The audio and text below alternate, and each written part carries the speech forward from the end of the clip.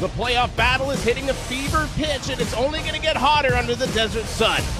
Who is going to be joining Garrett Lowe and Nick Ottinger at Homestead? Who will be your championship four? We are about to find out as round number 3 of the 2023 eNASCAR Coca-Cola iRacing Series playoffs starts now. The field is in control of Nick Ottinger. There is 2 tickets left to the championship on the line. Let's go racing at Phoenix.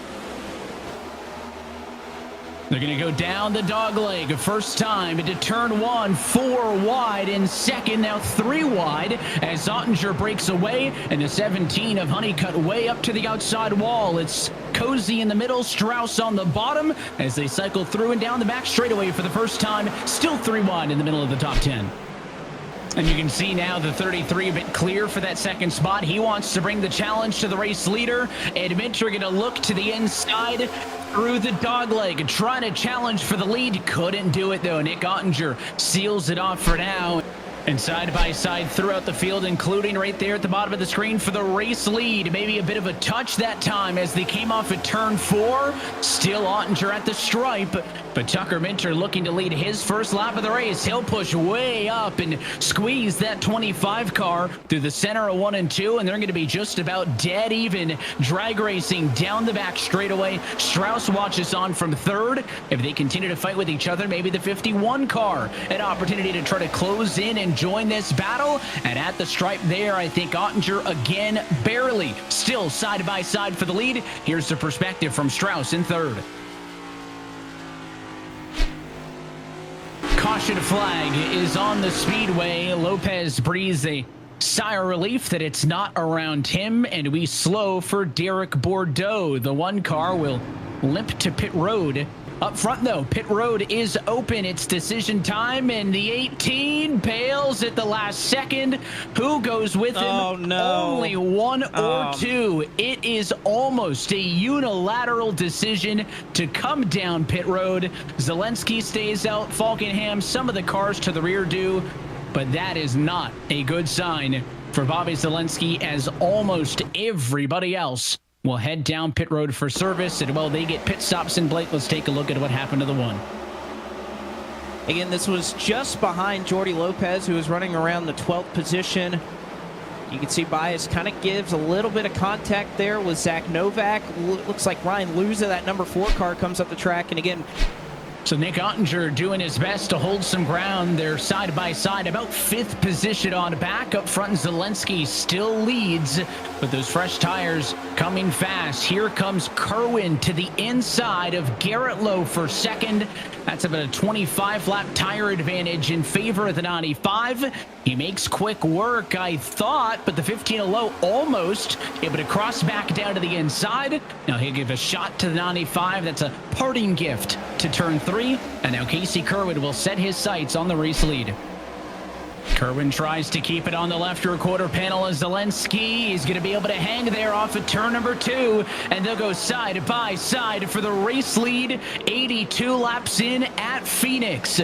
Kerwin trying to lead his first lap of the afternoon. It's not going to come there, though. Zelensky had the advantage by 1/100th, but Kerwin now, can he force the 18 up high? Is going to be better into the corner, but the 18 of Zelensky should, Blake, be able to get the run here off of 2. again, these 2 drivers so talented. They're going to battle each other clean. Zelensky is going to try to give Kerwin as little room as possible just to hang on that right rear quarter panel, force Kerwin to use up those fresh tires as he rides up the racetrack. And by the way, this is going to bring Tucker Minter right into the fight as well. These 2 keep duking it out for just a couple more laps. Minter already made up about a 10th and a half that last time by. So the longer these 2 go, that brings Tucker Minter, who again is on fresh tires, right into the mix. I mean, he's already almost there. And as Minter joins the party, keep in mind all 3 of these cars entered tonight in the red. Kerwin -7, Minter -15, Zelensky -19. We don't have to wait till the Hall in 2 weeks to see a battle for $100,000. It's likely of these 3, only one of them can make it to the championship 4. And on the inside, Casey Kerwin has done it. New race leader at lap 86. How long does it last? fast, though. Zelensky gonna go right back down to the inside in 3. He wants the challenge back for the top spot, but the 95 has got his number off at turn 4. If they fight side by side like we saw at a Kerwin and Zelensky, that could be an opportunity for more drivers to join. Here comes Tucker Minter to the inside of Casey Kerwin. He'll make the move in 3, and now we do the dance again. What can the car on the inside do to take up real estate center of the corner, and what can the car on the outside do to carry that speed off and fight back? Nose to nose with a ticket to the Championship 4 finale on the line, and they are on each other's door. Contact that time off of 2 as they are beating and banging as they head back off to turn 3. The defending series champion going head-to-head with a driver who wasn't even in the series last year. There is more contact there. Kerwin is using up the left rear of Tucker Minter, and they both look as calm as you could imagine. Minter, though, look at that determined face on the bottom. Casey Kerwin, a seasoned vet, looks like it's any other lap. But on the line here is an opportunity to fight for 100,000, and you saw Kerwin got a little bit loose. You saw the wheel inputs there, and Tucker Minter is that room to breathe. With 25 laps to go, he has finally got a car length, and he's the race leader. Yeah, admittedly, if you're one of the drivers on the bubble, you don't care, and there's a caution. Yellow flag flies at lap 109. You can see the smoke headed off to turn number 1. Is it a problem with the 2 car of Corey Vincent? He was scored in 7th the last time by, and I believe he is the culprit of the yellow flag. As you know, and this was going to be the call, right? Do you stay out? Do you take 2? I imagine we'll see a lot of 2-tire calls at this juncture. We'll see how it happened. Corey Vincent, again, he was running just behind Steven Wilson, Garrett Lowe, a couple of drivers. This was inside the top 10. And yeah, you see that transition once again, just the car snaps around. Again, playoff cars occupy every single spot in the top 9. All of them looking for an opportunity to win their way in. That includes Minter, Zelensky, and Kerwin. Remember, Minter on 50-lap older tires than all the cars around him, but it'll have the benefit of being the control car. It's going to be a natural green-white checker finish coming to 2 laps to go. And the Logitech G120. Minter goes early. It's a decent enough start. 2 laps to go as Kerwin goes to the inside of Zelensky for 2nd. The great jump out of the restart zone will give Minter both lanes to work with in the middle of 1 of 2. The question is, can he carry the momentum off? Good for him. Side by side behind is going to give him a little bit of breathing room. 95 of the 18 beating off each other. There's contact for the race lead, but there's a caution. Kerwin, though, spins and saves the car.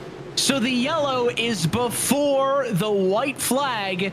And as the yellow came out, Kerwin made contact with the left rear of Tucker Minter, almost spun the car out. Where will the 95 be scored?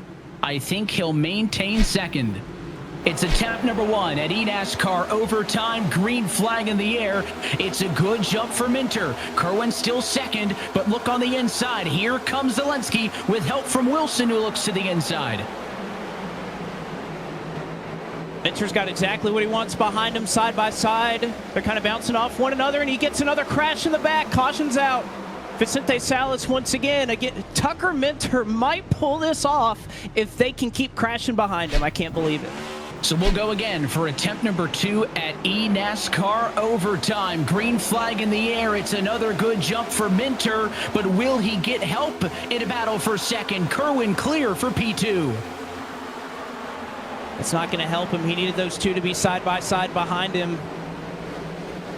For right now, it's enough to hang on. Lowe trying to make a move, but Kerwin's going to have a big run down the backstretch. How low does Minter go to block? He's going to block Kerwin all the way down to the wall on the backstretch. Caution comes out as they were 4 wide for the race lead.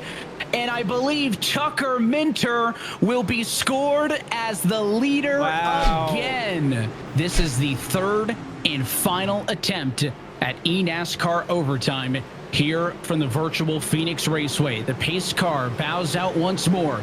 Tucker Minter trying to outlast on the old tires. He'll be the inside car on the front row as the 95 at Casey Kerwin looks to match.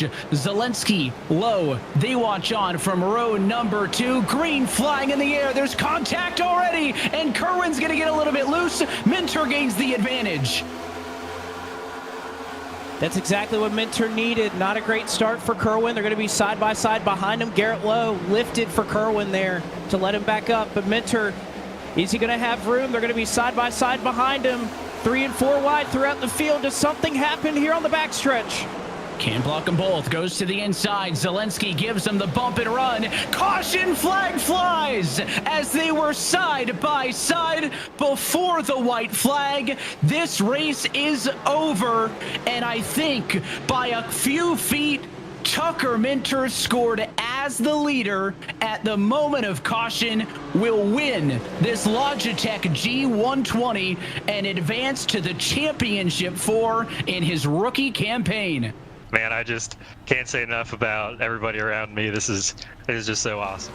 No stranger to victory lane. It's his 3rd race win this season, and for the rookie, 3rd race win of his career. This winning moment is brought to you by Coca-Cola, the official fan refreshment of eNASCAR, and 3 different playoff drivers win the 3 races in the round of 10. He joins Nick Ottinger and Garrett Lowe in the championship 4. Congratulations to Tucker Minter and the number 33 Team Dillon Esports team. And in the end, maybe not a fan of the call when it happened, Steve, but he was able to outlast the Yellows by margin after margin to get the job done.